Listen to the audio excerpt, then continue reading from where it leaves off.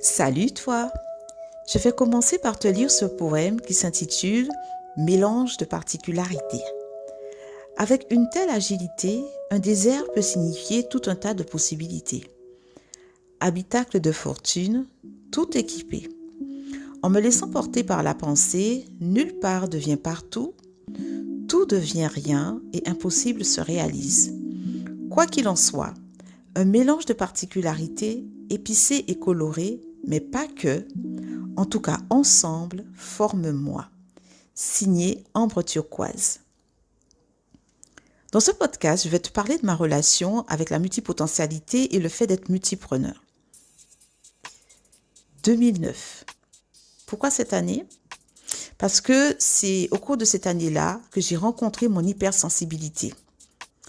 J'avais demandé une année sabbatique à mon employeur de l'époque, employeur que j'ai fini par quitter en posant ma démission 3 ans plus tard.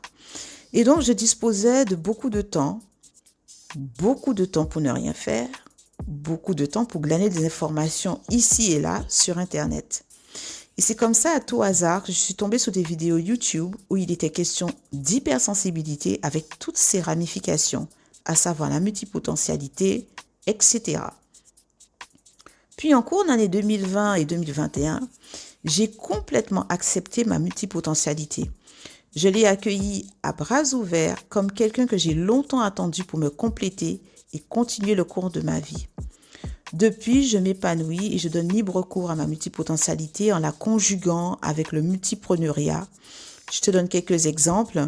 En mars 2020, j'ai commencé ma carrière d'artiste-auteur. À la fin du mois d'août 2021, j'ai lancé ma chaîne YouTube des carnets en cristal où je parle principalement d'écriture de soi. Et au cours du mois de septembre 2021, j'ai lancé 2 autres projets, à savoir ce podcast, mais aussi j'ai mis en place une méthode personnalisée d'accompagnement grâce à l'écriture de soi pour les jeunes et les adultes.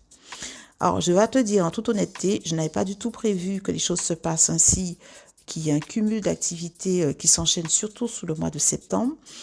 Mais je me suis laissée faire, je me suis laissée porter par le mouvement et je pense que c'était le bon moment, c'est le bon moment pour se lancer. Tu dois certainement te demander aussi comment je fais pour gérer toutes ces activités parce qu'il faut se donner à 200% dans chacune d'entre elles. En plus, je suis chargée de famille et j'ai d'autres activités non professionnelles. C'est pareil, en 2009, je me suis créé des routines que j'applique jusqu'à présent. Donc, ça fait 12 ans que j'applique ces routines et ça marche pour moi. Ça m'aide vraiment à m'épanouir dans ma multipotentialité sans négliger les choses les plus importantes à mes yeux. Et c'est ce que je te souhaite aussi parce que oui, il est possible de réaliser ses passions avec la satisfaction de ne rien laisser de côté. De cette routine, j'en ai fait une méthode d'accompagnement personnalisée aussi dans la gestion du temps qui s'adresse en particulier aux chefs d'entreprise, aux cadres, aux coachs, aux formateurs, aux freelances et aux thérapeutes. Alors, si tu es intéressé par ce service, contacte-moi à l'adresse email qui est dans la description, à savoir écris-toi accompagnement@gmail.com. Point.